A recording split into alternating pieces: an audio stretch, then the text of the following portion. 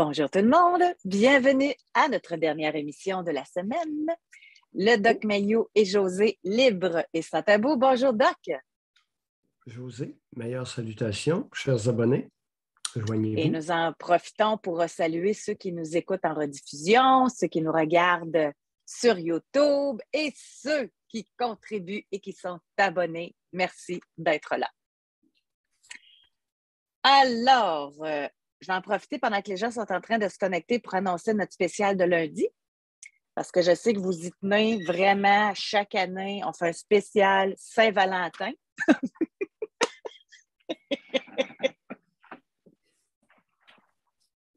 J'avais hâte de vous faire ma joke. Aïe, aïe, aïe. Tu m'as pris par surprise. Je ne m'attendais pas celle-là. Oui, je vous imaginais, c'était quoi le spécial de lundi? Au courant. Aïe, aïe, aïe. Faut bien rire un peu. Alors, on a de la place. Vous pouvez lever la main. Vous pouvez nous jaser de ce qui vous tente. Ça peut être de l'actualité, ça peut être en lien avec ce matin, ça peut être un suivi. Vous êtes vraiment les bienvenus. Il y a... Attendez un petit peu. Y en a-tu quand il a discuté à avoir leur lien? Parce que je vois que c'est plus lent que d'habitude, les gens se connecter. Moi, je vois le nombre, là. Il a dû faire un refresh. OK, ça se peut. Je vais avertir Jean-François. Ah ben, il y en a un que ça fait longtemps qu'on n'a pas parlé. Stéphane est avec nous. Bonjour, Stéphane. Bonjour, José. Bonjour, Doc. Bonjour, tout le monde. Stéphane. Doc, il a fallu que je marine longtemps, moi, pour pouvoir comprendre la première chose dont je veux vous parler. Le fait que j'écoute pas et puis le fait à un moment donné que je vous dise que j'impose mon intériorité. Savez-vous le truc que je me suis donné? Non. Parce que je revenais de trop loin. Je me suis dit, Stéphane, ça sert à rien d'aller tout de suite sur le pic, là. Fait que maintenant, à chaque fois que j'entends d'une personne, écoute, ou que la personne me parle, comme là, je vous parle au téléphone, je ne vous vois pas. Donc, si vous levez le petit doigt, je ne le verrai pas le non-verbal. Mais ce petit truc-là, là, il m'a vraiment beaucoup aidé. Quand vous aviez dit qu'à un moment donné, je suis arrivé gros gens comme devant en disant « Oh, je suis blasé ». Non, vous aviez tout à fait raison. Il y avait un manque de respect. Et puis, ça m'a tellement amené à devenir beaucoup plus agréable. Aussi, là, je vais lentement, là, parce que là, j'étais dans le fil de Saint-Jude. Je me suis dit, bon, écoute, entre-temps, je vais bien tricoter. Fait que ce que j'ai décidé de faire, c'est que quand la personne, elle me parle, je ne prépare pas ma réponse. J'essaie de me concentrer sur ce qu'elle dit. Juste ça, je vous remercie infiniment. J'aimerais passer à la deuxième étape. Vous alliez dire, je vous ai interrompu, juste ça. Mais juste ça m'a amené à avoir comme un troisième œil d'un regard différent et extériorisé à ce que je ne pensais ne pas être capable de voir. Vous m'avez vraiment fait pousser un sixième sens. C'est merveilleux. C'est étonnant parce que j'ai toujours une petite Josée et un petit Doc Mayou sur le côté. Il n'y a pas d'ange, il n'y a pas de démon. Puis à chaque comportement que je fais, je vous connais assez, je sais ce que vous diriez. Des fois, je vous apprends ma défense, tac à tac, puis j'ai l'impression d'avoir un zeste de plus de jugement. Deuxième sujet que je veux vous parler, j'en ai simplement trois, puis je retiens toujours ce que vous m'aviez déjà dit. Vous perdez déjà du temps, là. Alors je vais y aller, j'embraye tout de suite. Vous savez que ma mère est en fin de vie. Écoutez bien ça, OK? Elle a su il y a une semaine, elle a fait sa chimiothérapie et elle a su que oui, ça avait rapetissé un petit peu. Mais tu sais, je veux dire, à l'intérieur, c'est fagoté de partout, c'est généralisé, OK, c'est complet. Checkez bien ça, M. Mayou. Moi, là, elle a une espérance de vie d'environ 4 mois. Elle est dans sa grande maison tout près de chez moi, puis c'est moi qui s'en occupe. Fait que là, j'avais jamais entendu ça, moi, un proche de moi qui avait la COVID-19 en 2 jours. J'ai un ami qui m'appelle, il me dit, mes enfants, ils ont la COVID. J'ai attrapé la COVID. Je dis, un party qu'on a fait il y a une semaine, ça faisait... Là, en gros, ce qu'il veut dire, c'est que c'est une question de temps avant que vers les vieux grabataires des CHSLD, et puis, mais aussi des maisons privées. Fait que là, je me suis posé la question. Je lui posais la question à maman. Qu'est-ce qu'elle préfère? Puis là, quand je dis maman, c'est parce que je vais peut-être m'écœurer avec ça, mais c'est parce que je considère qu'elle fait partie d'une très faible minorité de personnes qui est une bonne mère adéquate. J'ai dit, maman, là, es-tu consciente là, que moi, là, parce que je suis allé voir les deux infirmières, les deux pharmacies. Les deux m'ont dit, écoutez, il faut que vous attendiez d'avoir des symptômes avant, mais vous êtes contagieux avant pareil. Et comme il va y avoir comme une espèce d'endémie, parce qu'on relâche tout, j'ai dit, mais c'est une question de temps avant que je te le donne. Surtout qu'ils l'ont appelé avant hier pour dire, vous ne pourrez pas passer votre chimio jeudi parce que votre système immunitaire est très bas. Aussi, juste pour terminer, ils lui ont dit, madame, on va juste pouvoir faire encore 2 mois de chimio parce qu'avec le temps, ça tue. Donc, on se donne 4 mois. Je sais que bien ça. Là, j'ai été étonné de sa réponse. J'ai dit, maman, qu'est-ce qu'on fait là dorénavant? Il va falloir toujours que je te mène ta bouffe à l'entrée. Non, elle dit elle voulait aller déjeuner au restaurant le lendemain. Elle, là, non, c'est pas vrai qu'elle va faire une fin de vie comme ça. Elle supporte très bien la chimio et puis elle a décidé que ça l'aurait, elle l'aura. Mais écoutez bien ça. Si elle meurt de ça, là, puis qu'ils viennent dire une autre morte de la COVID, je vous dis qu'elle n'a pas plus que 4 mois. Et que si elle meurt de ça, c'est évident qu'elle va mourir, ça l'attrape, là. Qu'ils ne viennent pas dire qu'elle est morte de la COVID, esti. Ma dernière chose, M. Mayou, et c'est un fait. Votre propos est très clair. Allez-y, continuez. M. Mayou, José, écoutez, ça ne pourra pas finir en grande rigolade. Ce que je vous dis en ce moment est un fait. Le manque de personnel. Je m'en vais hier soir dans une pharmacie près de chez moi, qu'on nommera pas, mais là, on n'y trouve pas d'amis. Je rentre dans cette patente-là que je connais tout le monde, puis tu sais, je rentre, puis bon, je suis assez excentrique. Je vois une madame, je vous mens pas, là. OK, je vous mens pas. 5 et 8, 300 livres. Des jambes qui ressemblaient à des pattes d'éléphant. La dame ne pouvait même pas avancer. Elle marchait un peu de côté, tout comme en gambadant légèrement. Elle a des culottes d'armée, des gros trous dans les oreilles, pleines de tatous. C'est sa première journée. Elle est engagée en sécurité. Pour compter le nombre d'individus, pour y voir au vol, je ne le sais pas.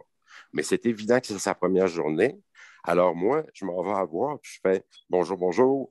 Elle fait « Bonjour ». Fait que là, je fais ça va bien hot tes tatous, tu sais, pour les mettre de mon côté un peu, juste pour voir un peu comment elle était. Peu importe, je m'en vais chercher mes tests PCR en arrière. Et puis, elle avait sur le côté un gros truc de cuir. Et en se tassant, OK, elle échappe une tablette de chocolat. Je m'en souviendrai toujours, c'est une rise à 3 pièces. Elle n'est pas capable de la ramasser, M. Mayou. Je vous le jure. Je vous le jure sur la tête de mon père qu'elle n'est pas capable de la ramasser. Moi, attendez. Oui, je non. vous crois. Okay, non, je vous dis facilement un 300 livres. Oui. C'était, et je vous dis, moi je les reconnais, c'était une lesbienne qui prenait à rôle très bien. Mais là, écoutez, mais parce que j'ai fait de quoi de chien, mais c'est pas grave. Une chiennerie de temps en temps va passer là. Alors, écoutez bien ça. Pendant que j'attends ma prescription, je l'observe. Et elle avait, avec son pied, parce qu'elle avait des grosses bottes noires, elle essaie de donner des coups de pied sur la tablette de Reese pour la faire monter afin de l'attraper.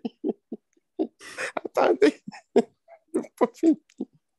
La femme, comme une voleuse, ne cesse de regarder autour, voyant que son handicap est très gênant.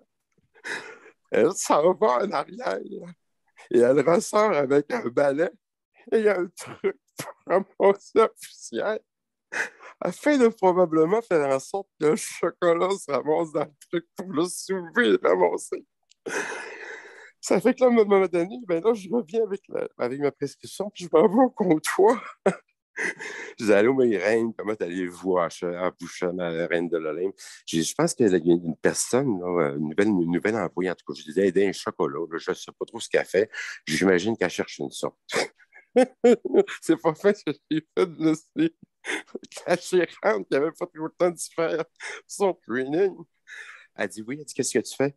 La madame, c'est de sa faute. Elle arrête pas, je ramasse un peu à poussière. Elle dit, t'es pas payé pour ça. Elle dit, quand tu vois une palette de chocolat par terre, gêne-toi pas de la ramasser puis de la remettre dans l'étalage. Les parties arrivent et à chaque fois, c'est un ancrage. Quand je suis triste, je pense à ça. Et je vais vous laisser sur ça. Stéphane. Mais c'est quoi la joke? Je m'excuse, je ris pas de ça, mais c'est du live, c'était extrêmement drôle. Elle était pas capable de ramasser, mais elle était équipée, là. Elle était, hey, non, un coup de boule, je suis mort. Non, non, c'était de la Valkyrie, là. C'était de la très grosse ossature, là. Moi, j'aurais écouté, surtout qu'elle Stéphane, était vous dans avez un quel rôle. âge, donc? Quel âge vous avez? Elle avait 22-24 ans environ. Non, vous avez Moi, j'ai quel âge, là? 45. OK. J'ai Puis à 45, 45 José. ans, c'est encore drôle de rire des gros, là. Non, mais c'était la scène, de voir à quel point elle stratégiait la façon de ramasser le Reese à 3 pièces. Je ne sais pas, aurait-pu tomber sur un Cherry Blossom, peut-être ça aurait été plus facile, mais non, n'importe. Et de voir comment elle va régler ce problème-là. Là, elle essaye avec Stéphane, sa goutte. regardez, Oui, Stéphane, ce qu'on peut retenir de votre propos, là, oui. c'est qu'à un moment donné, les obèses, ils sont sérieusement handicapés. Et il n'y a personne qui ose le dire. Alors moi, j'enlève le côté vaudeville et je retiens la sévérité du handicap. Mais je vais vous dire que j'avais pensé. Il n'y a personne qui ose dire que plus quelqu'un est obèse, plus cette personne-là devient handicapée. OK. Mais Je Doc, je vous dis. pense, oui, merci Oui. Stéphane.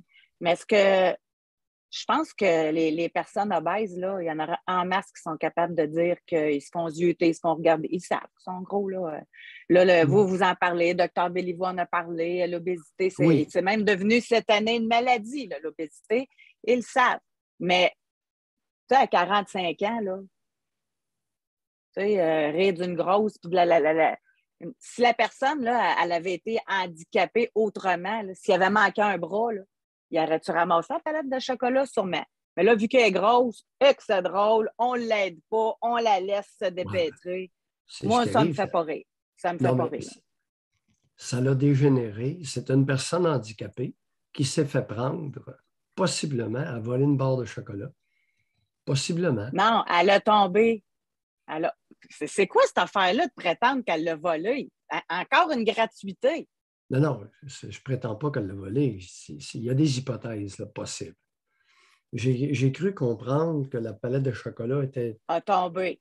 a tombé de quelque chose. De la tablette. Elle l'a accroché. OK. C'était donc bien drôle. Elle l'a accroché parce qu'elle était grosse. C'est super drôle. OK. La sévérité du OK. handicap est à ne pas négliger. Et j'ai rarement vu des personnes obèses ou en surpoids important qui reconnaissaient la sévérité de leur handicap. Elles se prétendent toutes en bonne santé. Elles se prétendent toutes sans aucun handicap. Il y a un phénomène de déni massif qui accompagne l'obésité dans notre société. Puis elles vont même jusqu'à se prétendre belles, diversité corporelle. Puis Ouais. ça, Comme des idiots qui se pensent intelligents. C'est rare que les idiots sont capables de se dire qu'ils sont idiots. Oui. Je comprends le point. OK, on va parler avec Sophie. Sophie, bonjour. Sophie a levé la main. Vous pouvez, en passant, si vous n'êtes pas d'accord avec moi, vous pouvez débattre. Là. Vous pouvez lever la main, vous pouvez dire ce que vous voulez. Libre et sans tabou, c'est pour tout le monde. OK, fait que Sophie, ça ne semble pas fonctionner. Donc, on a de la place si vous voulez vous exprimer sans aucun problème. OK, on a Régent. Régent, bonjour. Bonjour José, bonjour Doc. Ça fait longtemps que je ne vous ai pas appelé. Ben oui. Donc, et puis, hier, tout le monde a poigné dans le barbershop. Tout le monde a attrapé la COVID. Donc, là, on va être 10 jours fermés. Et puis, je vais en profiter pour relever, ôter un mur que je voulais ôter, puis faire une salle de waiting room, une salle d'attente avec un grand banc en bois que je vais fabriquer moi-même, là, qui fait tout le coin là, pour pouvoir, vous savez, dans les barbershops, là, l'aire d'attente, il faut qu'elle soit vraiment grande parce qu'il y a de plus en plus de monde. Là, ça reprend au BC. Régent, pourriez-vous parler soit plus fort ou vous approcher de votre micro? Il me semble que ça sonne un petit peu lointain. Si je monte le son, José, est-ce que vous C'est m'entendez bien? c'est un petit peu mieux que tantôt, là. Très bien. OK. OK. Donc, ben, si vous avez un mauvais son, je peux vous rappeler, il n'y a pas de problème. C'est vraiment pas fort. Oui, c'est comme lointain. Avez-vous des écouteurs? Peut-être enlever les écouteurs? Oui.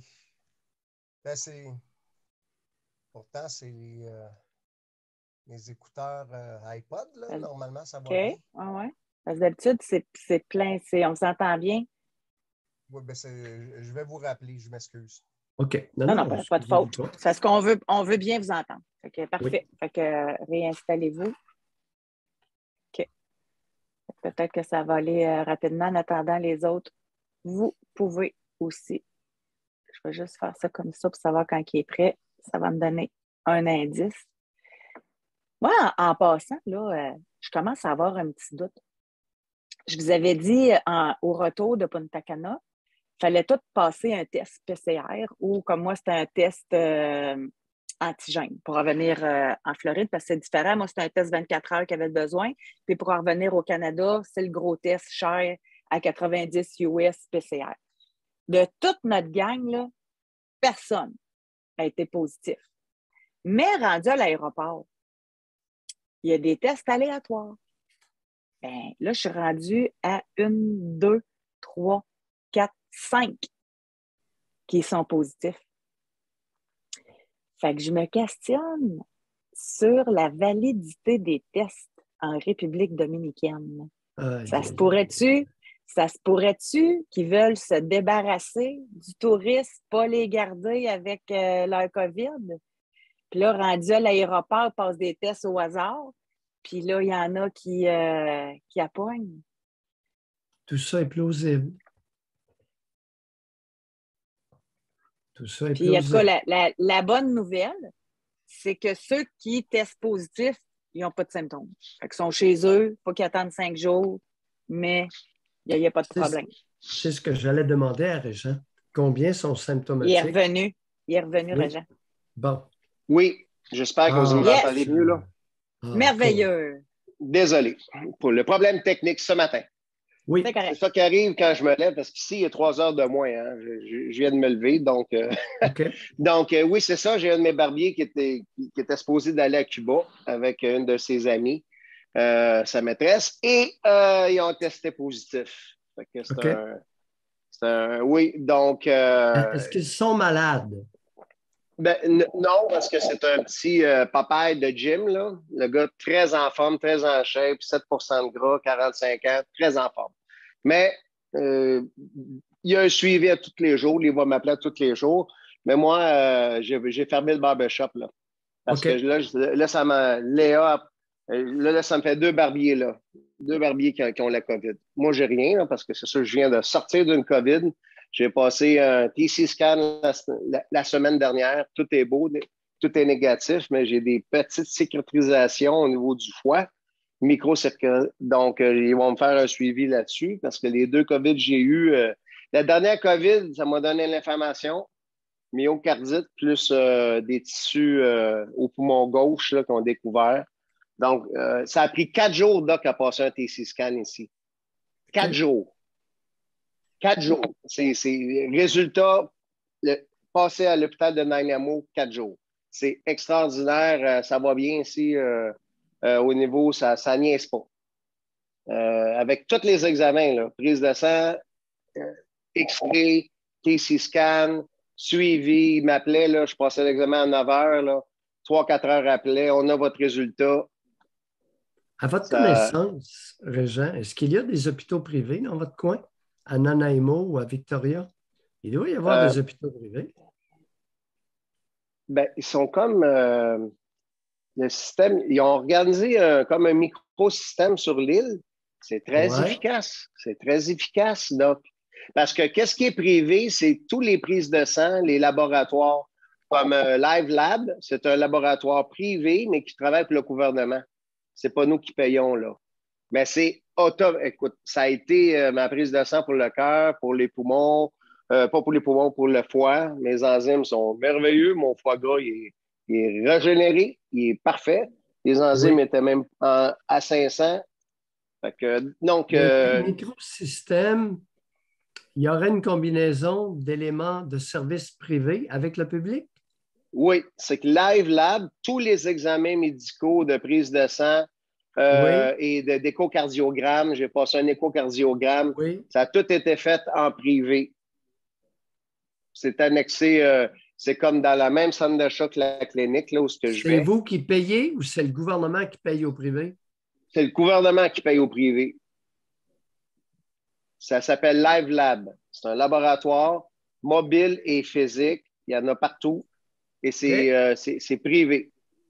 OK. Ça va vite. Je passe l'examen en 9 heures, là. Il m'appelle tout de suite la clinique. On a votre résultat. Le gouvernement réserve les laboratoires efficaces et paye la note. On a bien compris? Absolument. Si le laboratoire n'est pas efficace, c'est bien une valeur. Plus de contrat du gouvernement. Ah, ça niaise pas, là. Tu rentres, puis c'est même pas c'est sans rendez-vous, là. Tu passes, tu t'en vas, là. C'est intéressant, José, parce que... Dans 1 heure, tu as passé, donc tout est fait. Il n'y aura pas d'autre porte de sortie que de faire une alliance avec le privé. Une alliance publique-privée dans les soins médicaux. On n'y échappera pas. On n'a pas le choix. On ne peut pas tolérer un système uniquement public. Ça devient un monstre d'inefficacité. Parce que là, le gouvernement, tu vois le gouvernement, le gros bout du bâton. Si le laboratoire, si l'entreprise n'est pas efficace, il faut en faire avec un autre. Ça va rouler. Bien automatisé. Excellent. Régent, aviez-vous autre chose pour ce matin? Non, Doc, quand j'ai rien à dire d'intéressant, je n'appelle pas. OK. Mais non, oui, là, ça a été pas mal. Disons qu'il y a beaucoup de cas. Il y a beaucoup de cas de plus en plus dans l'île. Les Américains, on copie un peu les Américains. It is what it is. Là, les clients, ils ont un général, disons que l'ambiance générale, c'est it is what it is. Ils commencent, le monde, ils sont écœurés, puis ils commencent à vouloir payer le prix. En voulant dire, là, il faut que ça revienne. Et puis, surtout que l'Alberta, il n'y a plus de passeport vaccinaux, il n'y a aucun passeport. Et ici, les restaurants, là, ils te voient une fois, ils ne te le demandent même plus de passeport. Les restaurants ne te le demandent même plus. Tu sais. Donc, c'est comme... il y a un écœurant titre. Oui, il y a un écœurant titre. Il y a un mouvement dans l'Ouest canadien au niveau des passeports pour l'abolition des passeports, Doc. Et les clients qui s'assoient sur ma chaise, en ce moment, c'est it is what it is. Là, il faut laisser aller ça. Et puis, mais beaucoup de mes clients cette semaine ont pogné un COVID. Une deuxième COVID. Comme un professeur qui enseigne à 12e année, un prof, un infirmier. Disons que il y a une recrudescence, mais le monde, là, c'est it is what it is. Gars, c'est ma deuxième, là. Fait que j'étais comme le... Oui. Parfait. Merci, Régent. Son de cloche mais... du Canada. Mais il y a une affaire que je ne comprends pas, par exemple. Laquelle? Parce qu'on dit qu'on a une immunité quand on a eu la COVID, mais comment qu'on peut être immunisé puis avoir une deuxième COVID? Question de temps entre les deux infections. J'aurais pu lui demander la question, mais peut-être qu'il ne savait pas la réponse. Ou tu peux être immunisé contre le Delta, mais pas contre Omicron. Peut-être, en partie. mais peut-être une question de temps. C'est comme le vaccin pour la grippe. C'est 1 an. Chaque année.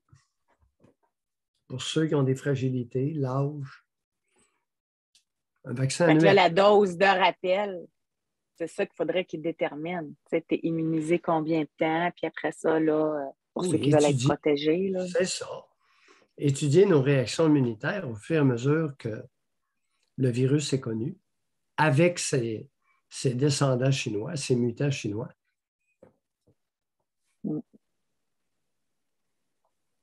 C'est tranquille. Ce matin, vous pouvez lever la main, il n'y en a personne en attente. Fait que dans ce temps-là, moi, je vais faire du même RH. Je vais parler de quelqu'un que vous aimez bien. En tout cas, que vous aimez bien. Là, je vois que les mains sont en train de se lever, mais vu que j'ai commencé, je vais continuer. Avez-vous vu le petit épisode concernant Rambo et une microbrasserie de Sainte-Anne-des-Monts? Ben oui. La microbrasserie Le Malbord, OK, Oui. a publié sur Facebook un message disant, parce que Rambo, il se promenait avec sa tuque, de la microbrasserie Le Malbord. Et là, la microbrasserie, de dire, là, nous recevons des commentaires et sachez qu'en aucune façon, notre entreprise et la marque ne sont associées à la démarche et aux revendications et aux propos de M. Gauthier. Fait que là, M. Gauthier dit Rambo, publie sur sa page Facebook, il coupe la tuque, il la met dans les poubelles, puis il dit « Fini le Malbord ». Et tabarouette! C'est incroyable. Là, je suis allée voir sur la page Facebook Le Malbord. Ils se font ramasser, là. C'est capoté. Il y en a quelques-uns qui disent OK, parfait, mais il y en a plein, là. C'est Tom. Il y en a même qui disaient je vous sors de mes tablettes, moi, je vends de votre bière, il n'y en a plus. Mais je pense que c'est quand même une leçon, là. Tu sais, c'est ça qui est un exemple, là, qui achète un gilet du Canadien. Ça peut être aussi bien un Hells Angels, ça peut être aussi bien un curé, ça peut être... Tu le sais pas, quand tu achètes du matériel promotionnel, ça ne veut pas dire que la personne... Exemple, moi, là, ma vie keto, là, si quelqu'un a... Même nous, le Doc Maillot et José, on a vendu des T-shirts à un moment donné. Bon, mettons qu'on apprend que la personne tue son enfant et elle avait le T-shirt. Voyons donc, on n'est pas responsable. Il a acheté le T-shirt, c'est tout, là. Je pense qu'ils se sont mis un petit peu dans le pétrin là, en ne réfléchissant pas assez là, avant de publier ça. Vous savez, chers amis, Madame Blancheville peut laver trop blanc. Les excès de vertu ont rarement été loués dans l'histoire de l'humanité. Attention. Vous savez, commencer à chier sur la tête de Rambo, c'est peut-être pas la bonne chose à faire. Surtout qu'une grande tribune. Commencer à vous dissocier de cet ignoble personnage lorsque vous avez une entreprise, c'est peut-être pas la meilleure de la journée. Vous n'êtes pas obligé de parler. À l'occasion, il peut être plus sage de se taire, rien dire. Ah, il y a une tuque avec notre étiquette, c'est tout. Ben oui, il a dû l'acheter en quelque part ou il se l'est fait donner. Puis, tu as raison, c'est un très bon point que tu amènes. So what, comme diraient les Anglais. Tu sais, ceux qui portent là, des souliers Adidas, là, Adidas, es-tu responsable de tu sais? En tout cas, j'ai trouvé ça spécial. Vous savez, méfiez-vous des gens un petit peu trop vertueux. Ou méfiez-vous de la vertu. Méfiez-vous de la blancheur. Elle peut même être éclatante, surtout lorsqu'il y a un soleil sur la neige blanche. Ça peut être dur pour les yeux. Aveugler. C'est bon. On a Alexis qui est là. Bonjour, Alexis. Bon matin, je m'appelle pour le doc. Hier, j'ai écouté votre intervention avec un des appelants, là, le monsieur là, qui a une copine très ardente qui... Il ne l'a pas qualifié de crise de folle, mais en autre mot un peu, mais qui retourne tout le temps. Puis cet appel-là, pas pour les raisons évidentes, mais pour cet appel-là, m'a fait énormément réfléchir. Ouais. J'ai fait plein de liens avec des propos que vous avez eus sur des sujets plus ou moins reliés à ça dans le passé. Puis je suis un peu mélangé ce matin. Fait que je vous appelle, là, j'ai besoin d'aide. Je suis un peu mélangé. Donc, vous avez dit dans le passé à moi et à d'autres sujets que c'est pas une bonne idée de. Là, je change les mots, là, mais corrigez-moi si ce n'est pas exactement votre pensée. Ouais. Mais que ce n'est pas une bonne idée de se battre contre soi-même quand on a des problèmes ou des pulsions. Exemple, une fois, je vous avais dit, des fois, je pogne des rages de manger énormes, puis que c'est un combat que je ressens dans moi-même. Puis vous m'avez dit que ce n'est pas une bonne idée d'approcher ça comme un combat parce que c'était certain que j'étais pour perdre. Oui, ça, c'est vrai que j'ai vraiment dit ça. Dans certains cas, ça s'applique. Maintenant, on a aussi parlé de sexualité, que j'étais une personne qui avait une grande drive sexuelle, puis que des fois, Oui. ma sexualité n'est pas toujours dirigée de façon qui est dans mes bons intérêts. Puis vous m'avez fortement recommandé de ne pas me battre contre ma drive sexuelle, mais d'essayer de la diriger d'une façon plus productive. Ou plus là, hier, socialement acceptable. Oui, ça se peut. Puis hier, le propos que j'ai eu de cette conversation-là, puis d'une conversation avant, lorsque vous parlez du monsieur que sa mère y avait flatté la cuisse et qu'elle subissait une excitation sexuelle en flattant la cuisse de son garçon. L'hypothèse émise, c'est que ça ne lui a pas fait mal parce qu'elle lui a caressé la cuisse, ce qu'elle avait possiblement fortement envie de faire.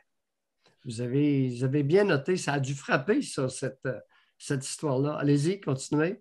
Oui, bien, dans le fond, mon lien est qu'au masculin, vous avez souvent mentionné que ce n'était pas une bonne idée d'essayer de cacher là, ces pulsions sexuelles, que tu sois hétéro ou homo, dans le clergé, toutes ces choses-là.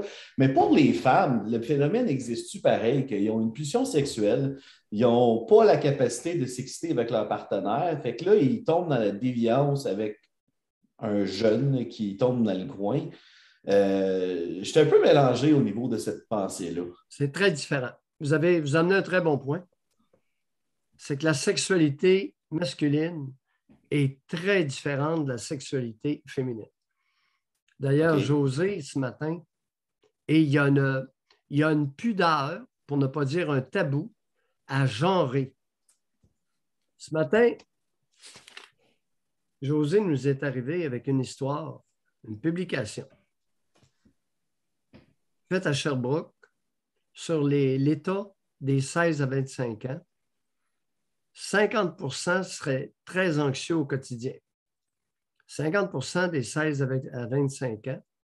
Et que 25% auraient préféré être morts plutôt que de vivre ce qu'ils ont vécu depuis 2 ans. Malheureusement, José était la première à le mentionner, ils n'ont pas genré. Pourquoi ils n'ont pas genré cette étude statistique-là, ce sondage-là, ou une étude statistique? C'est inacceptable. L'histoire de confondre les deux genres, c'est fini. Jamais ça marchera. Jamais. Ils ont les chiffres, Doc. Je ne comprends pas pourquoi ils ne le publient pas. Ils ont les chiffres, ils ont les données, ils ont l'âge entre 16 et 25, ou ce que c'est le plus. Ils ont le. Tu sais, s'ils ont sondé du monde, ça veut dire qu'ils ont leur nom, ils ont leur. Tu sais, c'est tabou. Julie, c'est féminin, là. Tu sais, c'est tabou. Ils vont se faire ramasser. Genré, c'est laid. Les différences de genre, c'est laid. Alors, revenons à la sexualité. Sexualité masculine, sexualité féminine, c'est quasi aux antipodes l'une de l'autre. OK. Non, c'est juste parce que ça m'a fait penser à moi aussi que j'ai devenu, au début de la puberté, le grand confident de ma mère, où ce qu'elle m'expliquait là, ses grandes insatisfactions au niveau de son couple et toutes ces choses-là. Puis qui m'apportait constamment une mise en garde de ne pas trop m'aventurer et de m'amuser dans la sexualité due à les périls qu'il y en avait avec ça et tout ça. Son point, il n'a pas trop bien passé, ça, c'est sûr. Mais... il a peut-être passé beaucoup plus que vous le croyez, mon ami Alexis. Ben, si je peux terminer ma phrase, c'est que je suis obsédé avec une pensée qui me dérange depuis tout ce rémérage-là hier. C'est que on sait, comme les personnes qui ont écouté le monsieur avec sa copine là, qui est très ardente, on s'est peut-être un peu moqué de lui, mais dans ma tête, à moi, je suis comme moi, je devrais peut-être pas trop me moquer. Parce que moi, je ne suis pas pogné avec la même, mais il m'arrive très fréquemment d'avoir des relations sexuelles avec des femmes que je ne voudrais pas trop que de grand monde me voie avec. Pas qu'ils sont laides, mais ce n'est pas des femmes que j'ai une compatibilité. Ce n'est pas le genre de femme que je voudrais introduire à mes enfants. Ce n'est pas le genre de femme que je voudrais que mes chums me voient avec. Ça me pique, il me gratte. Monsieur Alexis, oui. Avez-vous réalisé ce que vous venez de dire? C'est pathétique. Ah, j'en doute pas. Non. C'est vraiment... Il y a tellement d'hommes qui font ça, qui copulent des femmes dont ils auraient honte de les présenter sur le plan social. C'est épouvantable. Puis vous n'êtes pas le seul, là. Vous faites bien de le dire. Mais moi, j'aimerais le comprendre. Mais moi, j'aimerais le comprendre. Puis je sais qu'Alexis, vous êtes articulé, là. Puis je sais que vous réfléchissez souvent là, à ce que vous dites, mais qu'est-ce qu'ont ces femmes-là qui ne sont pas présentables comparé à d'autres qui le seraient? C'est-tu vraiment juste au niveau de l'ardeur?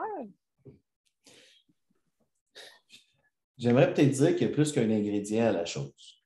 Okay. Un des ingrédients, c'est que c'est très difficile de trouver une compatibilité sexuelle et autre dans une partenaire. Souvent, tu vas avoir une partenaire Monsieur que tu t'entends très bien. Vous êtes capable de faire mieux que ça. Bullshit. Je n'ai pas terminé ma pensée là-dessus. Oui, ben, affinez-la parce que c'est de la grosse bouillie pour les minous.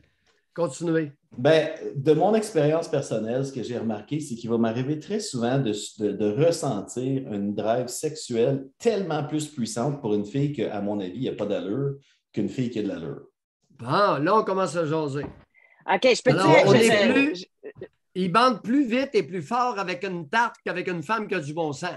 Monsieur Alexis, est-ce que j'ai bien traduit? Oui. Okay. La femme qui a du bon sens, là. La femme qui a du bon sens. OK?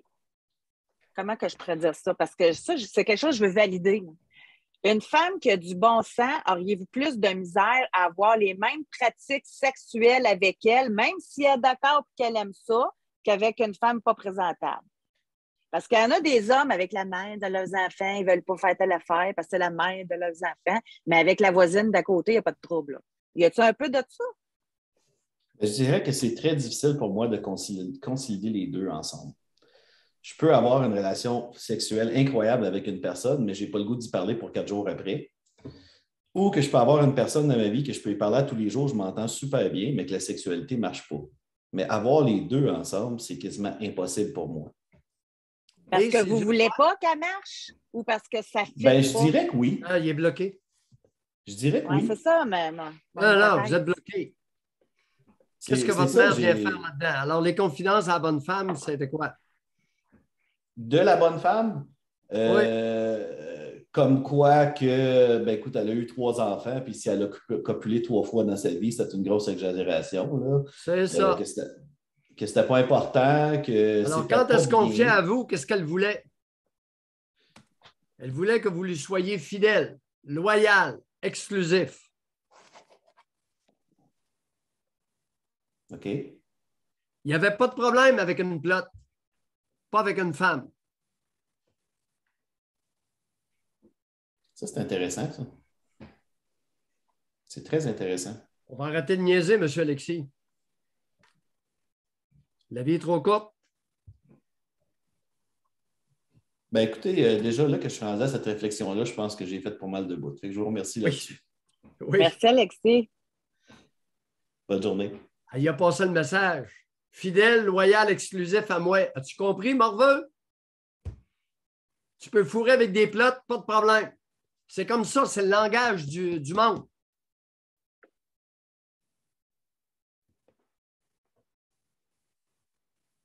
Ça vous est clair? Confiez-vous, mesdames, sur votre sexualité à vos adolescents. Je pense que cet appel-là va avoir fait réaliser bien des affaires à beaucoup de monde. Merci. Il n'y a rien de pire qu'une mère qui ne se fait pas ramoner la cheminée régulièrement et qu'il y a un adolescent beau, jeune, en forme dans la maison. Elles deviennent folles. Est-ce que je suis le seul à comprendre ça?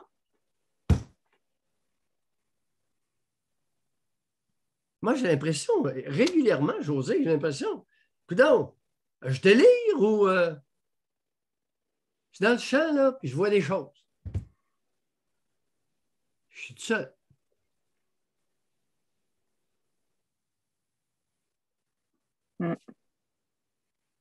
C'est-tu automatique? Tu sais, parce que je dis, je l'ai entendu, là. Tu sais, des femmes qui voudraient en avoir des pratiques sexuelles, là, qui sont ardentes, mais leur conjoint, il aime mieux faire ça ailleurs. Tu sais, il n'ose pas, là. C'est la fidélité à moment. Oui, la fidélité, c'est important. La monogamie, ce sont des valeurs sociétales extraordinaires. Quand ce n'est pas compatible, écoute, on s'amuse après les cuisses de notre garçon de 14 ans, 5 pieds 10, 5 pieds 8, 5 pieds 10 hier. Il devait avoir des maudites belles cuisses, il commence à être velu. Hey, il est allé se passer la main là. Aïe, aïe! Mesdames, quand vous êtes assis sur un volcan et que vous faites aller le derrière, la croûte va se fissurer en dessous. Et vous risquez d'être emporté par l'éruption. Une analogie comme une autre. Bon, on a Stéphane qui veut rectifier. Bonjour Stéphane. Après ça, bonjour on va parler José. avec José, Alexis. c'est super important. Oui, c'est super important. Parce que si ça a été compris au premier degré, là, ce que j'ai expliqué par rapport à la fille, la jeune dame qui était grosse, là, ça serait terrible. C'est qu'à un moment donné, là, les choses deviennent tellement, ça sort tellement du réel que ça dépasse l'entendement. Oui, je riais de Stéphane, mais ça tout, oui. Stéphane, un vaudeville, c'est un vaudeville. OK? Bye. Bon, ben, laissez-moi vous dire bonjour, s'il vous plaît. Oui. J'aimerais pouvoir avoir l'opportunité, le privilège de vous souhaiter bonjour et bonne journée. Oui, bonne journée. Parfait. Un vaudeville, c'est un vaudeville. OK. Puis, il y en avait plein les cabarets de ça. Puis le monde c'était annoncé, vaudeville. C'était clair. OK. Alexis, bonjour. Oui. Monsieur Alexis. Ben moi, c'est à peu près ça qui est arrivé avec ma mère, dans le sens où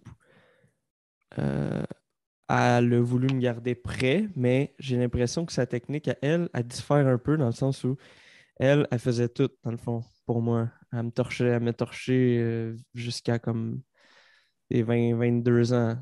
Puis une des impacts que ça a eu, c'est que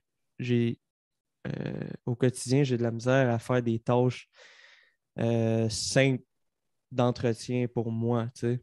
Monsieur Alexis, comment avez-vous vécu intérieurement ces années de 22 ans avec votre chérie? Le premier truc qui me pop dans la tête, c'est que ça a été super le fun. Ça a été parfait. José. José. Messieurs. C'est extraordinaire. Combien de nous pourrions résister à une chérie qui fait tout pour nous? Et vous savez, j'ai osé me poser la question, est-ce que j'aurais été capable de résister? Hey, t'as une chérie qui est belle comme un cœur, qui se brasse les nichons puis qui fait tout pour toi. Parlez-nous de ces nichons un peu. Gros ferme. Je les ai déjà décrits à l'émission, là, mais gros ferme. Ouais, c'est un gabarit. L'enfer, n'est-ce pas? Ballotin, ouais. Quand tu as marché, est-ce que... Non, pas trop. Moi, j'ai jamais remarqué le ballotage au marché, non. Monsieur Alexis, Je vous le dis.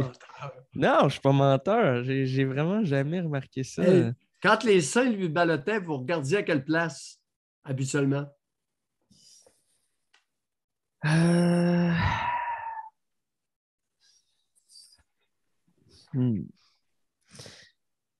Ben, je les ai rarement vus balloter. Je les voyais stagner, dans le fond. Vous regardiez à quelle place? Non, Doc, vous essayez de me piéger. Vous essayez de me piéger. Oui. Oui, mais ça ne marchera pas. Ben, je ne les ai jamais vus balloter, ces seins-là. Je les ai vus juste stagner dans le bain. Mais le ballotage... Parlez-nous de votre réaction dans le bain. La dernière fois, quel âge vous aviez? 12. 11. Racontez-nous ce que vous avez ressenti. Aller dans le bain, ses seins sont immobiles, sont d'une beauté extraordinaire. Sacrement. Comment vous vous sentez? Ben, c'est clair que, encore là, je vais y aller avec la première chose qui me vient en tête. C'est excitant.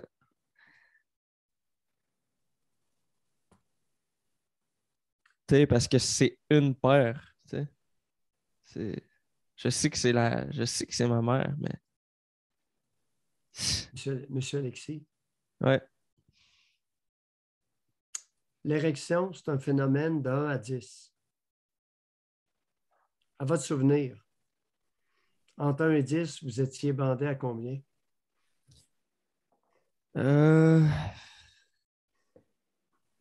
Probablement 5. Parce que c'est pas un contexte dans lequel j'avais une érection. Tant que ça, tu sais. J'allais porter des accessoires dans la salle de bain pendant qu'elle prenait son bain. Ouais. C'est dur de me dire j'étais pas dur dans mes culottes. Là. Mais on pourrait en reparler de ça, mais tu sais, je retournais dans Je ma vais me chambre permettre après. de pousser plus loin, ben c'est ça. Là. Non, C'est ça. C'est ça. Puis ça, c'est tabou, puis j'ai vraiment de la misère à... Tu sais, moi, j'ai un psy, puis j'en parle même pas de ça. Je veux pas aller là, en fait. Puis là, vu qu'ici, c'est anonyme, je vais vous laisser guider ça, là. Tu sais, je veux pas dire des affaires qui seraient trop, trop dures à entendre. Fait que, ouais, c'est Est-ce ça. qu'il y a d'autres circonstances où vous avez, en présence de votre mère, développé une pleine érection?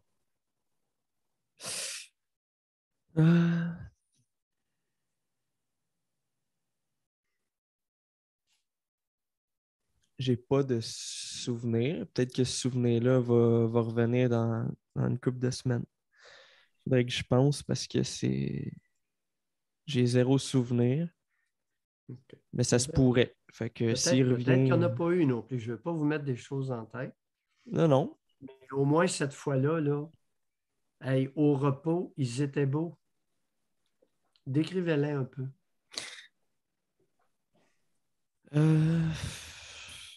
C'est pas... Il était shiny. Il brillait avec l'eau du bain. Oui. Puis, j'irai pas plus loin parce que je soupçonne que je suis écouté en ce moment. OK. Okay. La maison n'est pas grosse. Là. Fait que, OK. Ouais, fait que répercussions, là, c'est sûr que j'aime ça aller avec vous parce que c'est comme. Là, ce que j'essaie de faire, c'est trouver d'abord la conséquence Vous que ça a savez, eu. M. Alexis, comme toutes les personnes, comme à peu près toutes les personnes qui se confient, tous les hommes, ils vont se lamenter sur le comportement maternel envers eux, comme étant responsable, etc. Puis c'est bien terrible. Et je vous ai posé une question. Comment vous vous êtes senti pendant les 22 ans que votre chérie s'occupait de vous? Vous étiez au firmament, n'est-ce pas? Et qu'est-ce qui a mis fin au comportement chérissant de votre génitrice?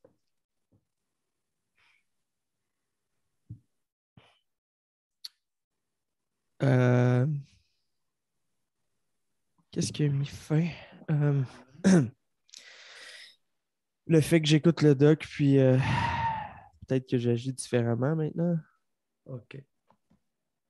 Mais non, mais doc, c'est parce que si je régresse puis je reviens, je peux avoir tout, je peux retourner à cette place-là n'importe quand.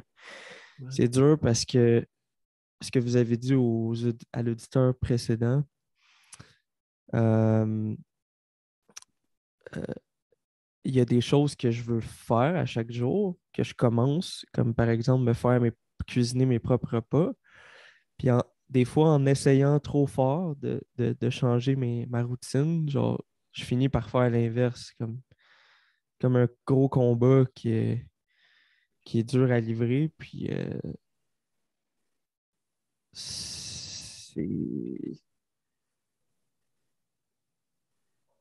c'est le moment où je commence à comme essayer de bien m'alimenter. euh, Mes parents font l'épicerie, puis ils ramènent mes meilleures gâteries que j'adore depuis que je suis jeune. Fait que c'est pas juste un combat entre moi et moi, c'est un combat aussi. Eux, ils essayent de faire en sorte que je revienne. Elle, Ouais, c'est elle, ça. elle ne lâchera pas. C'est ça, Là, vous vivez chez vos géniteurs. exactement. Oui. Euh, Par exemple, tranquillement, j'essaye justement d'implanter certaines responsabilités. C'est pas facile. Euh, Ça me décourage, mais c'est ça. Comme je vous dis, oui, Est-ce que allez-y. ça vous arrive de vous décourager au point de penser mourir? Ouais, ouais. Racontez. Ben, c'est que j'ai l'impression que je vais nulle part, dans le fond, puis que je vais toujours rester à un certain point, puis que je pourrai jamais rien faire de bon dans la vie. Fait que comme ça. Quelles sont les idées de mort que vous avez eues dernièrement? Euh, Souvent, c'est de me garrocher en bas de quelque chose. C'est une pensée qui me travaille pour comme une couple de secondes, puis après ça, je me dis, attends, là, il y a peut-être que si je rappelle le doc. Mais ça va jusque-là, tu sais, c'est l'impuissance. Puis dès que je commence à mettre de l'effort dans quelque chose pour un certain temps, c'est comme si j'ai pas le sentiment d'accomplissement. Tu sais, puis ça, on pourra en revenir là-dessus. J'ai toujours trouvé votre propos intéressant quand que les enfants ramènent des mauvaises notes à l'école, on bâche dessus. Puis quand ils ramènent des bonnes notes, on dit rien. On les laisse dans l'indifférence. Fait qu'ils ils ont de la misère à avoir le sentiment d'accomplissement. Fait que c'est compliqué pour la motivation de ne pas avoir de sentiment d'accomplissement. Tu sais. Qu'est-ce qu'ils font dans la vie, vos deux géniteurs? Rappelez-nous ça. Dans quel domaine, en gros? Garderie, la OK. mère. Garderie en milieu familial, pas épanoui sur le plan professionnel. Oui. Le père dans la construction, je sais aucune idée si ça le passionne, je sais pas. Mais euh, c'est ça, il fait sa job, puis j'ai pas l'impression, en tout cas, mon père, je le vois plus passionné de la construction parce qu'en dehors des heures de travail, il en fait. Il travaille sur le duplex que j'ai, il travaille partout, il mange de ça, la construction OK. de ça. Fait que, Parfait. euh, puis là, j'ai le sentiment que je suis pas loin de, de, de, de faire le tour de ma fondation d'introspection. J'y approche tranquillement. Là. On parle de sexualité puis tout. Je sais que Mm. c'est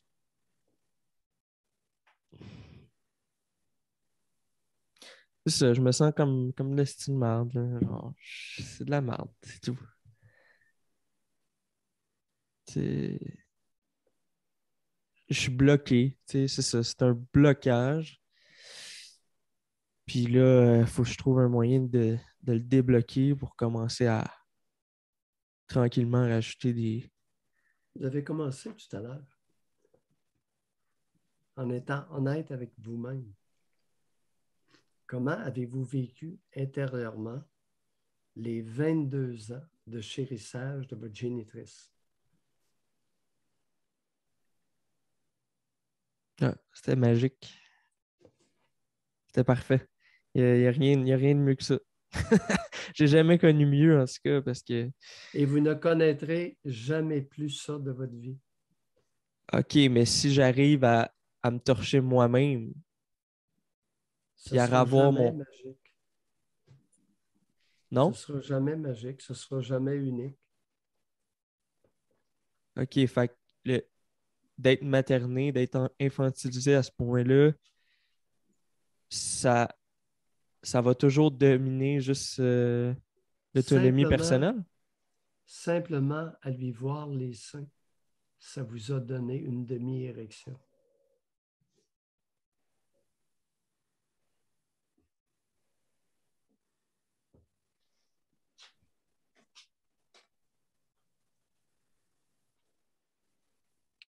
En fait, Doc... Et vous vous en souvenez de ce moment d'excitation-là.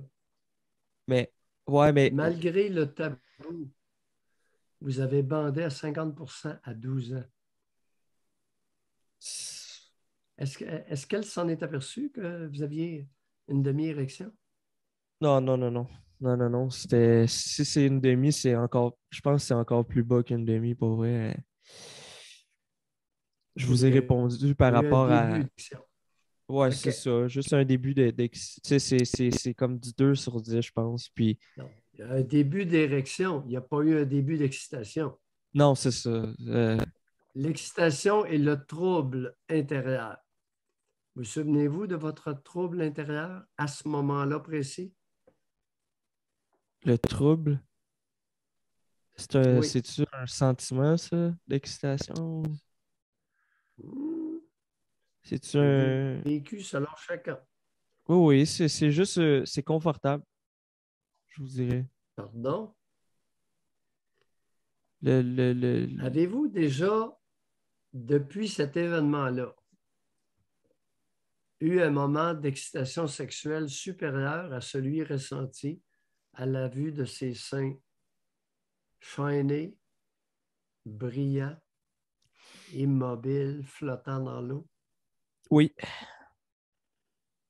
Racontez. Ben, c'était une partenaire que j'avais de comme 19 à 21 ans. C'est une partenaire qui avait pas les gros seins, mais était très sexuelle, multi-orgasmique. Puis,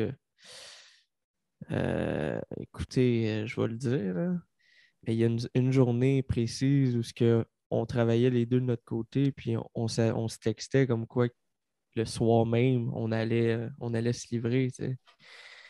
Puis juste le fait de penser à ce futur livrage-là, ça me faisait bander à la job. Puis, écoutez, non, j'ai pas de misère avec... Ouais.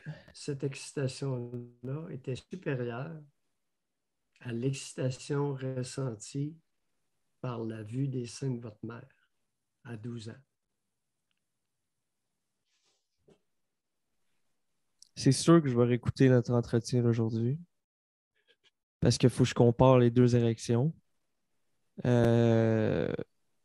sais, c'est juste ça. C'est pas facile, la question. Et, dernier point pour moi, pendant ces 22 ans-là, souvent, ce qui me revient à la tête, OK, c'est... Puis je pense que c'est un mécanisme de défense, puis c'est pas la réalité, mais je me dis souvent que j'ai vécu comme un roi, dans le fond. Un roi qui peut s'asseoir toute la journée puis avoir tous les services du monde. Oui. J'ai vécu réellement comme un roi, malgré que par rapport, contrairement au roi, moi j'ai vu les seins de ma mère. c'est pas pareil, là, c'est pas la même dynamique, mais vraiment un roi, là, paresseux, là, c'est ce que j'ai été longtemps. Voyez-vous, vous utilisez un qualificatif dénigrant que votre génitrice a orchestré. Elle m'a toujours traité de lâche puis de paresseux. Après vous avoir coupé les ailes, Exactement. n'est-il pas facile de vous dire que vous êtes paresseux de ne pas vous envoler? Ah, écoutez, Doc, j'ai souvent eu le fantasme de tirer mes 2 parents dans la cervelle avec un fusil.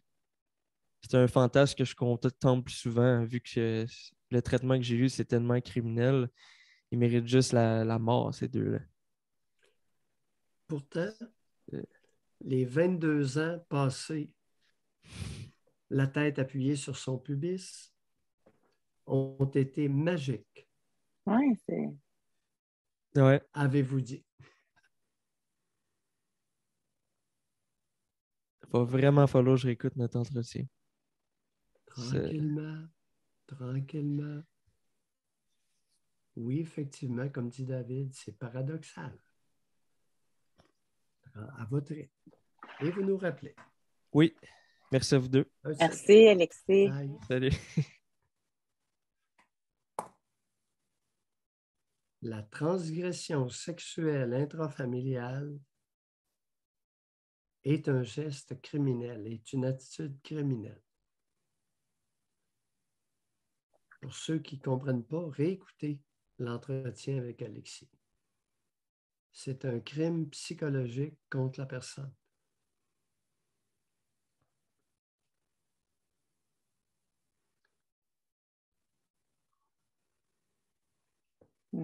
On a Vincent qui veut réagir. Allô, Vincent? Oui, bonjour. J'ai besoin de me défouler, là. Je pense que ça va faire du bien.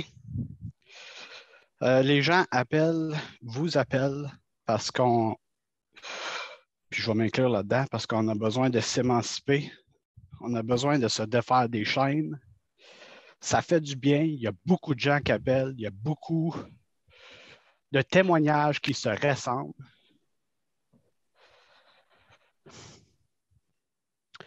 Fait que Patrick Lagacé qui appelle ça un freak show, j'ai le goût de dire mange de la merde.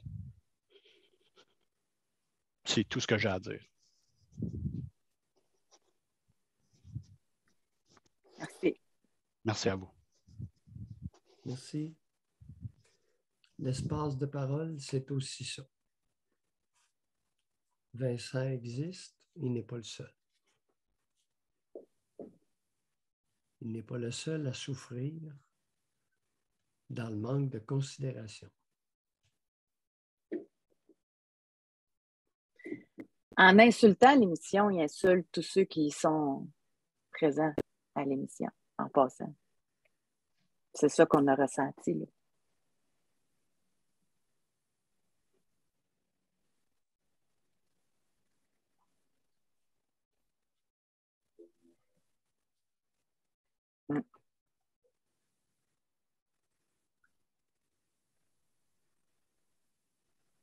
Est-ce qu'il y en a qui veulent réagir? On a de la place. Vous pouvez lever la main. On a Annie. Bonjour, Annie. Bonjour. Annie. Première fois, je suis stressée. Je ne pensais pas d'avoir la ligne.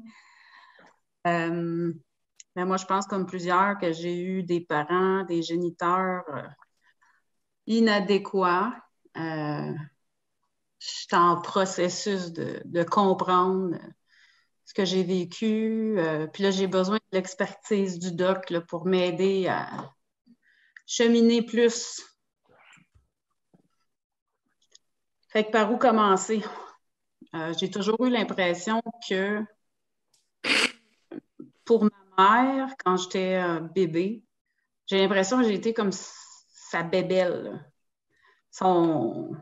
sa petite poupée qu'elle chouchoutait. Tout ça, c'est revenu quand j'ai eu mon premier enfant.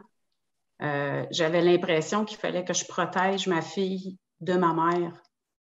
Je trouvais qu'elle prenait trop de temps. Elle s'attardait à nettoyer sa couche. Elle s'attardait dans le bain. J'étais mal à l'aise. Tu sais, j'avais comme l'impression qu'il fallait que je protège ma fille de ma mère. Puis, avec le recul, ben c'est ça, je me disais, comment est-ce qu'elle m'a traitée, moi? Tu sais? Ben, je sais que c'était normal de donner des becs un peu partout au bébé. J'ai déjà entendu la sœur de mon grand-père dire te souviens-tu quand maman nous donnait des petits becs à la vulve aux petites filles? Tu sais, c'est comme. Là, tout ça, ça m'avait. J'ai dit, qu'est-ce que c'est ça? Dans quelle famille que je suis? Comment ça que ça s'est passé? C'est comme si les bébés, ils appartiennent aux adultes, puis les adultes font ce qu'ils veulent avec les bébés. C'est ça, je commencerai avec ça. Doc, aidez-moi à poursuivre. Non, Annie. Oh, vous faites ça beaucoup trop bien pour que je m'ingère dans votre espace de parole. Pour une fois dans la vie, vous avez quelqu'un qui vous écoute et qui prend même des notes de certains de vos propos. Oui. Pour mieux vous suivre. OK. Bon, je vais continuer. Lâchez-vous. Tout ce qui vous vient par la tête. Allez-y. Je sais que j'ai commencé à me masturber très jeune. J'ai des souvenirs que je suis dans le bain puis que je laisse couler le jet. Après ça, j'ai eu des masturbations vraiment. Oui. Ah, j'ai 2-3 ans, là, parce que je suis petite. Racontez pour les auditrices, qu'est-ce que vous faisiez exactement là? Vous avez 2-3 ans, vous avez un souvenir. Qu'est-ce que vous faites? Ben, vous êtes installé? Racontez ça. Je suis installée comme les genoux, les fesses dans le fond du bain, puis les pieds les 2 pieds sur les côtés du jet. Puis j'ai comme ma vulve est là, puis le jet coule sur ma vulve, puis j'aime ça, tu sais. J'apprécie, je trouve ça le fun, je trouve ça plaisant, agréable. Oui. Puis je sais que ma mère est là parce que j'ai dit, c'est le fun, l'eau qui coule, tu sais. Je me souviens plus qu'est-ce qu'elle dit, qu'est-ce qu'elle fait. Je sais qu'elle est là. Puis après ça, j'ai eu moi, j'appelle ça de la masturbation compulsive, là. Puis l'autre jour, vous avez parlé de ces femmes-là qui ont la capacité d'avoir des orgasmes en se frottant les cuisses. Oui. Ah là, j'étais tellement contente de vous entendre parce que j'ai toujours pensé que je n'étais pas normale. Parce que moi, Pourquoi vous pensez que je suis en ongle? Écoutez, moi, j'ai fait ça depuis plus jeune que je me souviens, là, c'était... Ouais. J'ai 3 ans, 4 ans, puis c'est compulsif, ça devient comme un besoin, là. Ouais. Aussitôt, tu sais, mettons, je vivais un sentiment de colère ou je sortais de la classe, j'allais dans la salle de bain, j'allais me masturber, je revenais. On dirait que c'était mon moyen, mon échappatoire de relâcher toute la pression, là. C'est ça, pour vous calmer. Vous n'aviez pas d'autres moyens. Alors, pour vous calmer, un bon orgasme, ça calme. Ça vous fait rire? Ben, aujourd'hui, ça me fait rire. Mais en même temps, je me trouvais comme tellement pas normale là, d'avoir ce besoin-là parce que c'était un besoin. C'était une réaction. Alors, vous utilisiez votre capacité orgasmique pour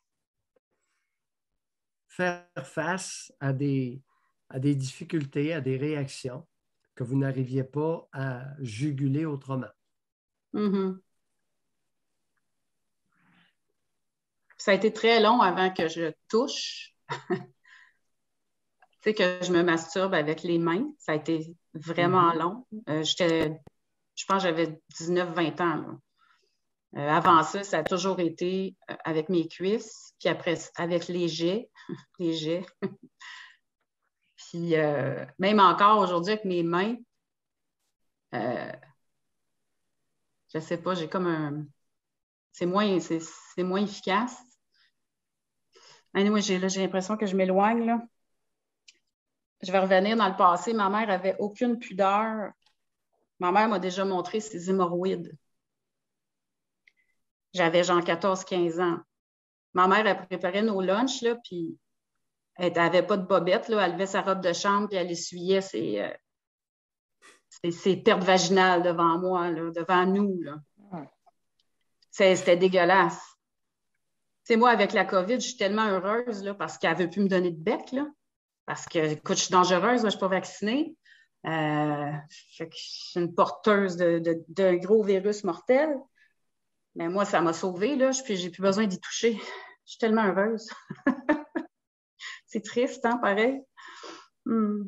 Voyez-vous, aviez-vous fait le lien entre le fait que vous avez de la difficulté à vous toucher le clitoris et ce que vous venez de dire, je n'ai plus à toucher à ma mère?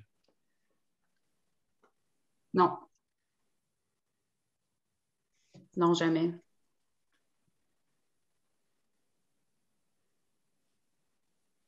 Non. Écoutez, j'ai été massothérapeute, puis au début de ma pratique, elle voulait que je la masse. Puis à chaque fois que je la massais, j'avais mal au cœur, j'appréhendais le moment. Puis elle, dans son massage, c'était quasiment comme si elle avait des orgasmes. Ça m'écœurait, là, puis ça fait quelques années, là, en 2006-2007, j'ai arrêté, là. J'ai dit non, moi, je ne peux plus te masser, je ne suis pas capable. Je n'ai pas dit pourquoi, là. J'ai dit, je ne suis pas à l'aise. C'était comme aucune barrière, aucune pudeur, aucune intimité. C'est... Qu'est-ce qu'elle a fait dans sa vie active, la bonne femme? Elle a gardé des enfants. Je m'attendais à tout, mais pas à celle-là. Gardienne d'enfants, de quel âge?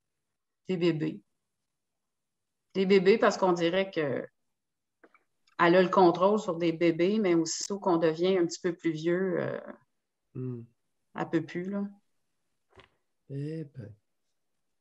Est-ce qu'elle a fait autre chose qu'être gardienne de bébé?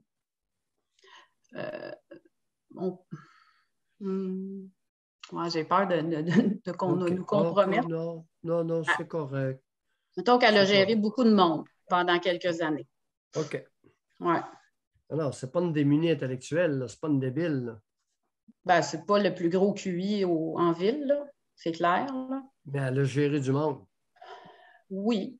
Je parlais encore à des employés qu'elle a eus, puis ils ont eu peur d'elle, là. Tu sais, c'est une femme qui n'est pas capable de gérer ses émotions, pas capable de gérer sa colère. Tu sais, elle essaye de gérer. Hein? C'est une drôle de personne. Ah! Oui. Que savez-vous, compte tenu qu'elle était désinhibée, que savez-vous de sa vie sexuelle? Des 30... Vous êtes dans quel groupe d'âge, Annie? Trentaine? Quarantaine. OK, quarantaine. Oui. Alors, dans les derniers 30 ans, est-ce qu'elle vous a confié des éléments de sa vie sexuelle? Je pense qu'ils ont toujours eu une vie sexuelle assez active, là, selon ce qu'elle m'a dit. T'sais, elle a eu un partenaire dans sa vie. Je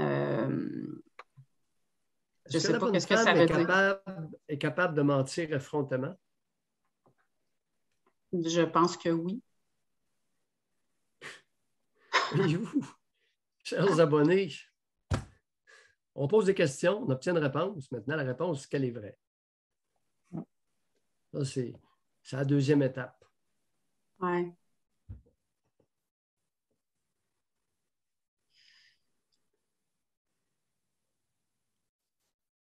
C'est assez particulier. Qu'est-ce que vous voulez dire? On s'en va où avec ça? Non, rien. On s'en va où? Je ne sais pas. J'essaie de comprendre.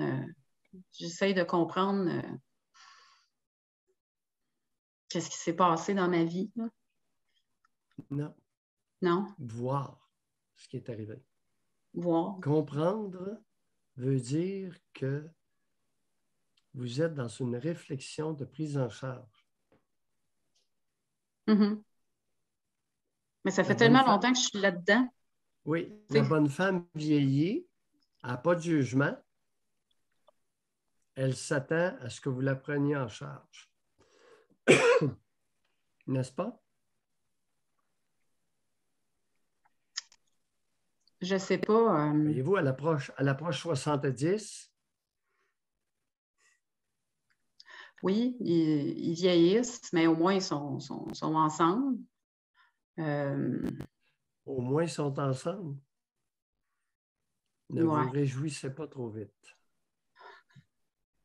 D'ailleurs, je ne comprends pas comment ça qu'il a resté là toutes ces années. Là. Il n'y a rien à comprendre, mais tout à voir tel comme ce fut. Comprendre veut dire analyser leur motivation. Ça ne nous regarde pas. Les voir comme ils ont été, une femme sans dessin se montre là derrière, se suit la vulve, nu-fesse devant ses enfants. Est-ce qu'il y avait des gars ou c'était juste des filles? J'avais un frère, puis j'ai une sœur. OK. Et devant votre frère, elle pouvait s'essuyer à vulve les sécrétions, les pertes blanches de sa vulve? J'ai l'impression qu'elle faisait ça aussi devant lui. Vous savez, Mme Annie, vous êtes dans la quarantaine. Vous n'avez pas 90 ans, là.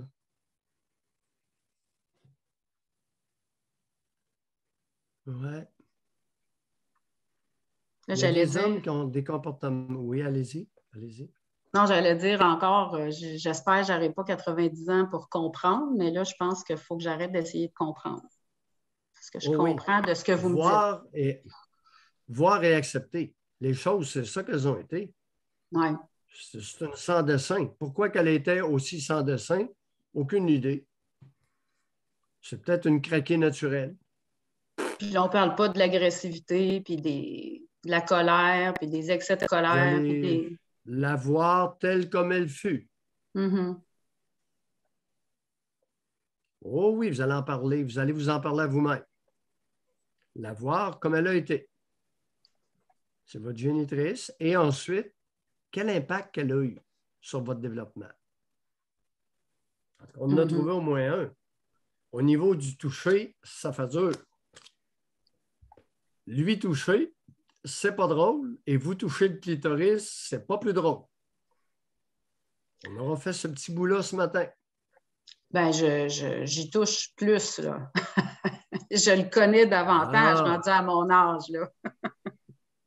Ça dépend. Mais, tu sais, là, je vais être vraiment honnête, là. Tu sais, avec les cuisses, c'est un petit orgasme, tu sais, qui fait juste du bien. Avec les doigts, c'est plus fort. Mais tu sais, l'orgasme là, défini comme toutes les femmes vont parler, là, que c'est l'extase, là. Ben moi, je connais pas ça. Je connais pas ça. Oui. Laissez faire les autres. Oui. Alors, vous, avec les cuisses, vous référez à vous serrer les cuisses, n'est-ce pas? Bon, j'ai appris ça des mères de bébés-filles. Parce que les bébés-filles qui sont orgasmiques serrent les cuisses et ils peuvent se déclencher un orgasme. Oui. Maintenant, avez-vous utilisé des gadgets sexuels? Ben oui, j'ai mon meilleur ami, là, évidemment. Oui. Et par rapport à un orgasme procuré par vibrateur versus vos doigts? C'est meilleur. Avec le vibrateur. Bon. Oui. On continue à pratiquer. Ah oui. On continue à expérimenter.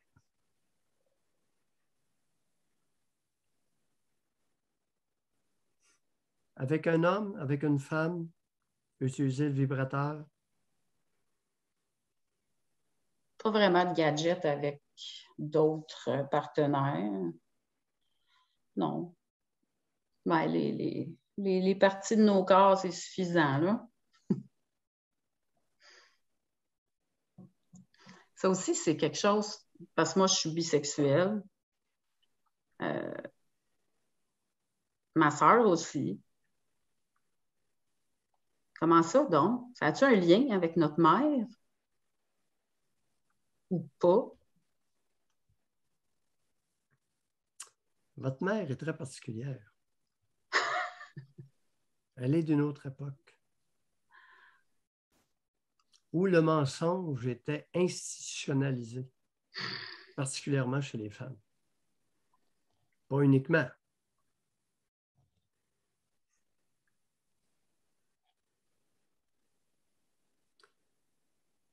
Pourquoi vous pensez qu'elle n'a eu qu'un partenaire dans sa vie sexuelle active?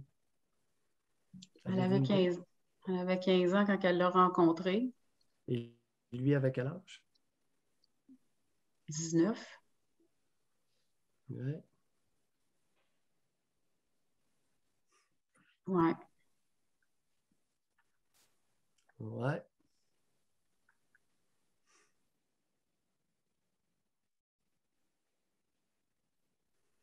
Ça a été... je comprends pas comment ça y est resté. Tu sais, au début, j'en ai beaucoup voulu à ma mère pour ses excès de colère. Annie. Oui. Annie. Pourquoi vous acharnez à vous interroger? Pourquoi Gus est demeuré avec votre génitrice? Son conjoint, là, c'est le 19 ans, là, c'est votre père, c'est votre géniteur, n'est-ce pas? Oui, oui, oui, oui. Mais c'est quoi cette affaire-là de vous demander pourquoi il est resté? Parce que ça faisait son affaire. Mais vous ne vous êtes pas demandé pourquoi qu'elle est demeurée avec lui? Ben, aussi, c'est sûr. Se pourrait-il que ce soit deux bozos de même niveau?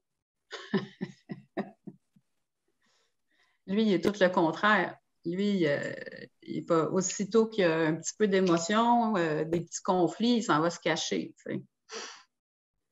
Il est parti. Mm. Fait que Bulldozer ouais. avait un effet protecteur. Alors là, on commence à poindre des raisons. Les voir tels comme ils ont été. Un pissou avec une crackpot. Impulsive, colérique, agressive, oui. Mon frère disait un lâche et un monstre. Ben oui. Mon frère est décédé, là. Ça fait 5 ans. Il est décédé de quoi? Il avait un diabète qu'il n'a pas traité. Parce que c'est ça. C'est depuis qu'il a 11 ans qu'il fait des menaces de suicide. Puis à la fin de sa vie, il l'a dit, c'est sûrement ça qui va m'avoir. Il avait 43 ans. Oui. Un genre de suicide lent, c'est ça? Ben, ouais. En tout cas, de la négligence qui a causé sa mort, ça, c'est clair. Là. Ouais. Mais une négligence voulue. Ouais. Ouais.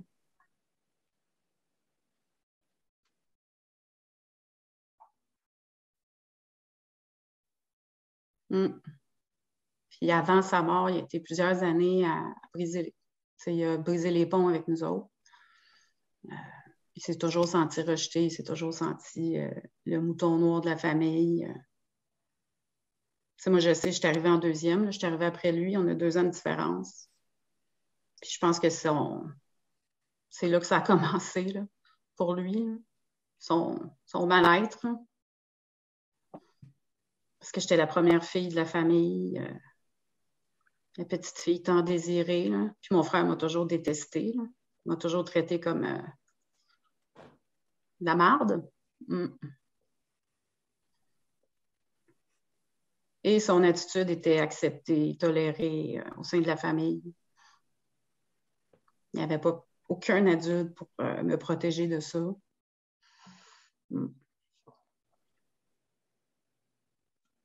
C'est quand même un drôle d'environnement.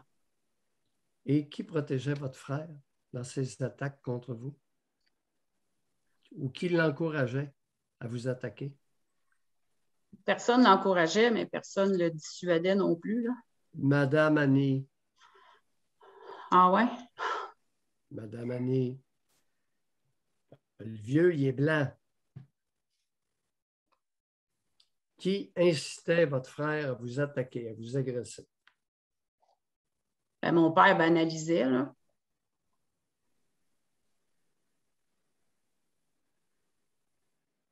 Ma mère, elle disait juste d'arrêter, mais il continuait quand même, là. Mais Voir les beaux os comme ils furent. Pas évident, là. Qui incitait votre frère à vous venger dessus? Voir la part de chacun. A-P-P-O-R-T, la part. Ouais. Qu'est-ce que chacun des deux crétins apportait dans cette problématique-là?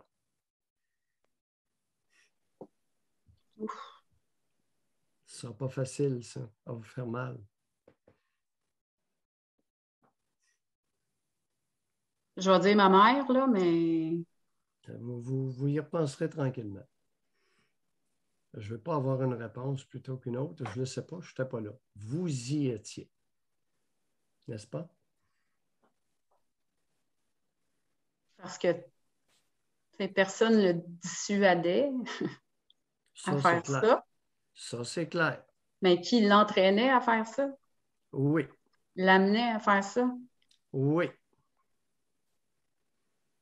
C'est sûr que mon frère a quand même pris la place du paternel, là, qui n'était pas là, psychologiquement. Ça va être dur d'imputer la responsabilité de l'agressivité de votre frère à votre père. Il n'était pas là, psychologiquement. Oups! Intéressant, pareil.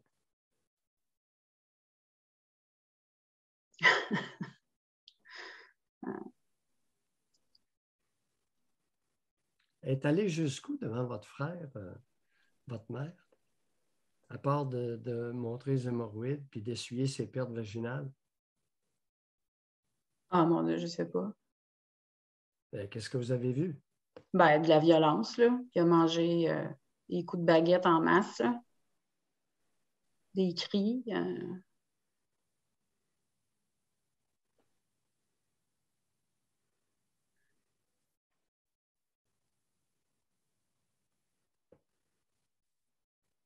Ouais.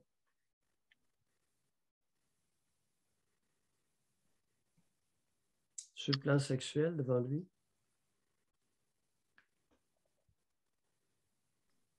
Ben, quand on était ados, on les a entendus.